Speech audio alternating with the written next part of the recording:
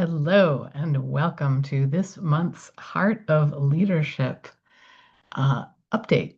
I am excited to be bringing it to you in a different format, one that just works for me, and hopefully it'll work for you too. I'm Kay Lock Culp. I am a coach, I'm a creator, I'm a thru hiker who used to need a wheelchair. And in this space, what I'm focusing on this year, starting last August or September, I believe, is the year. So going out to this August or September, I've been focusing on and continue focusing on building a thriving online community, a paid community. And I wanted to do this differently because, well, there's so many reasons. Um, I wanted to do it in a way that worked for me. And I wanted to shift from my focus had been kind of on hard numbers and statistics. And somewhere between last month's update and this month, I'm realizing that is not aligned. Focusing on the numbers and the hard stuff isn't something that helps me think creatively or really open myself to serendipity. And I think it was a great place to start, but this feels much better. So I've adapted the questions. I'm doing it in this format. We'll see what next month looks like. I don't even know. I've decided that I'm just open to the commitment is I said I was going to get in here every month and share with you what this experience is really like. And so that's what I'm doing. So we have some questions. 5 questions, I believe, is what um, these have boiled down to. And the others are there for you to look at, in past editions of the Heart of Leadership. So at season 3 of the Heart of Leadership. So feel free to um, see how I've grown maybe and how this experience has changed me because it has in some really good ways. Okay, so question one, and actually let me just back up a little bit. So in August of 2025, I created a virtual community in the school platform, SKOOL, the school platform, called Dreamers and Doers. And at first, I thought that I was creating it to, quote, support people who, and I use those quotes very deliberately, who, quote, needed support. And what I've been realizing is that as a coach, I support people all the time that wish for that support. Dreamers and Doers is like a shared space where people aren't there because they feel like they need some kind of, I don't know, broken. They're not broken or in need of fixing. They're there because they want to share in community um, and it's been really fun to discover this and to watch what has happened in the community and how it's grown. So that's really fun. And the first question is, what surprised me this month? And I would say that what surprised me was just on that journey that I was just referencing about, I had thought it was going to be one thing. I had thought they were going to want courses, and they do. And, but I had thought they were going to want all these things that I had like made or manufactured or dreamed up. And each of those things that is in there has resonated with some of the members, but not all of them. Um, and some things have emerged because I stopped trying to predict what people wanted and instead got curious, what is it that you would like to have here, or what would you like for the space to kind of be? And so one thing that not just surprised me, but delighted me that happened. So my last update was, I think, mid-January. So it's been about 6 weeks. I'm getting this one in right on the line of the end of February, because that was my commitment was every month I would like to share an update. So, and it's been lovely the way that this surprise happened, which is members started asking for a shift in our weekly office hours. And they asked in the most just delightful ways. So one day we were having our office hour every Wednesday. We have an office hours conversation where anyone who wants to can come in, and what the way that they had been is we'd sort of gotten into the room and then saw what did people need. Was it actually support? Sometimes it has been. Was it a game? Was it just a question? Was it the opportunity to sit with others and share hard things and feel loved?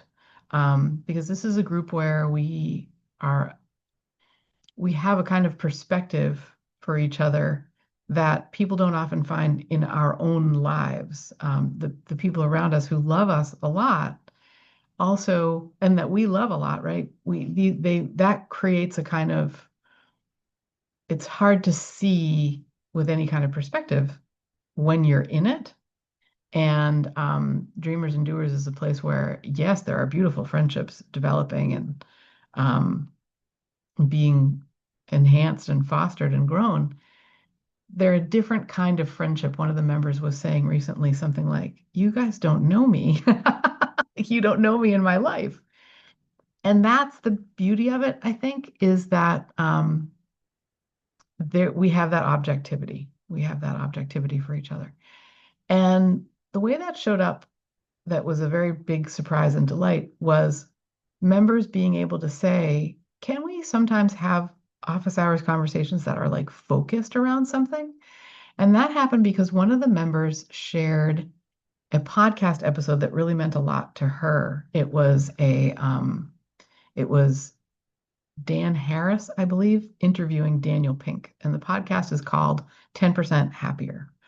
And this particular episode that really resonated with the member was called, well, I don't remember what it was called, but it was about regret. It was about like the upside of regret.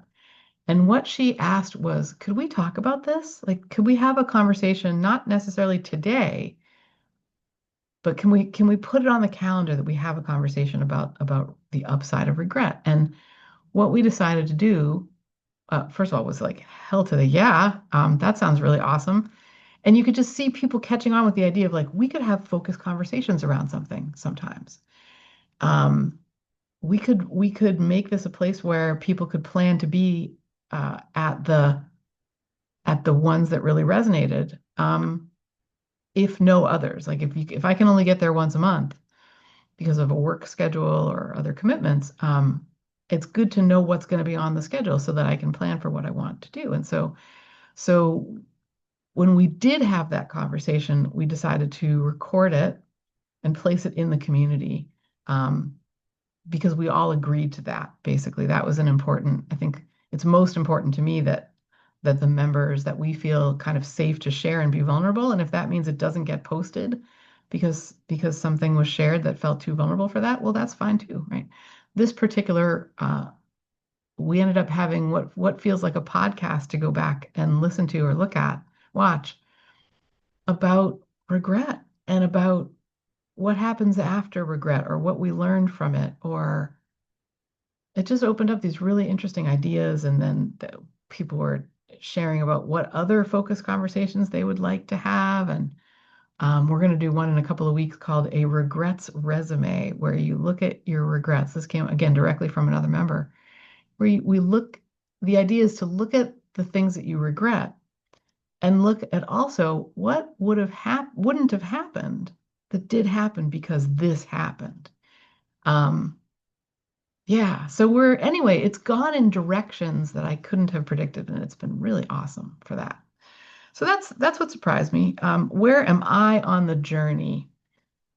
And I used to have three portions of this: statistics, feelings, and experiences. Where am I on the journey to creating a paid group community?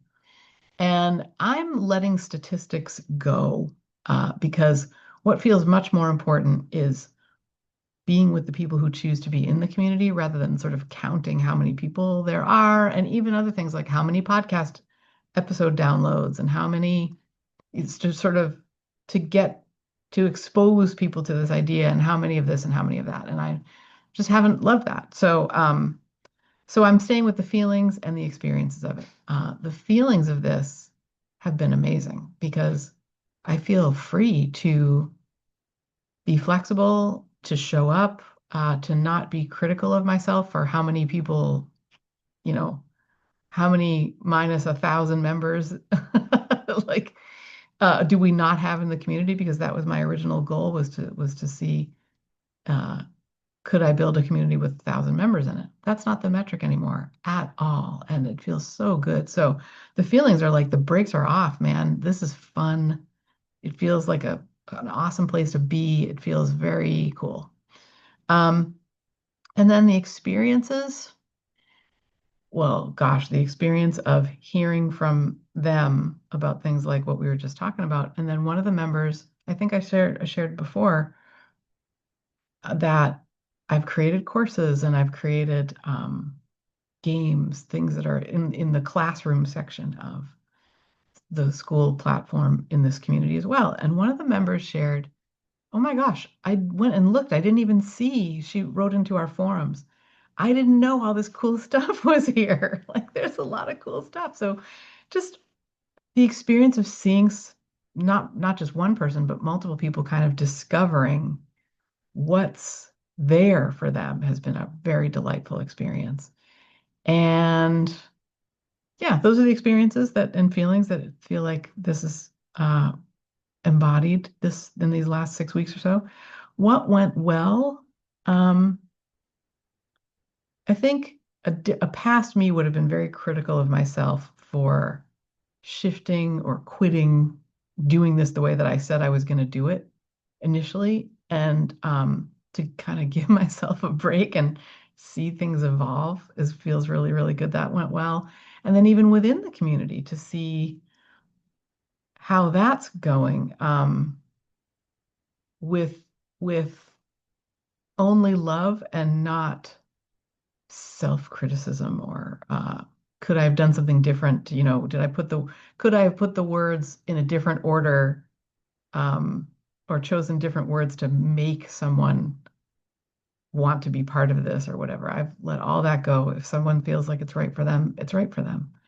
And the other thing that went well is I simplified the entry for someone. I lessened the barriers to entry. I'd had it set up where there were 3 levels and there was just a lot of complexity. And even just trying to read the description was exhausting. So now it's just like, it's just a nice invitation to someone who maybe wants to spend some time with some like-minded souls and feel that love. So that went really well. I learned softness, I think. I learned to kind of soften into this, that serving people doesn't mean predicting what they want or manipulating what I think they might want to be into existence, but instead just kind of flowing with what do they actually want and how can I support them with that? So that's felt amazing. And the last question here is what's my next step? And I've had these sort of set up so that it's like, you know, I have 3 or 4 next steps and they involve like how many people am I going to reach out to and stuff like that. I've decided to let all that go. And instead, one of my intentions from last month in January was to serve with joy from my full cup. And I feel like that's the next step to continue serving. This has also been just personally, and it's kind of opened into a shift in my professional podcasting work. Um, in this country, there's been a lot of political mayhem, more than usual, where I live in the United States, and I have brought my curiosity to how might I support from a place inside me that is okay, that feels okay. And what's come from that has been some absolutely beautiful, beautiful things. A conversation with a Massachusetts chief of police who leads with love. And what does that look like when you lead a real police station? Um, and how does leadership from love spill out into the community? I mean, it's just been amazing. And it was so lovely to hear her speak to the distinction between what federal law enforcement is and does and what community policing is and does, and just the trust that she's cultivating in her community and in the wider Massachusetts community, because that kind of stuff spills over and it feels amazing. So that's one, and then another one that I keep thinking of. They were not quite back to back, but a few episodes within a few weeks. There was this wonderful conversation with the chief of police, and then there was a conversation with an ancient historian, which just people have reached out and told me how grateful they are for that conversation too, because it changed their perspective. Um, the my friend Alnor is the ancient historian in question, Alnor Danani, and he shared about how in the ancient world, scientists, philosophers, uh, um, humans were all there wasn't we split things in our society into boxes and little whatever columns and rows, and they didn't do that. If a if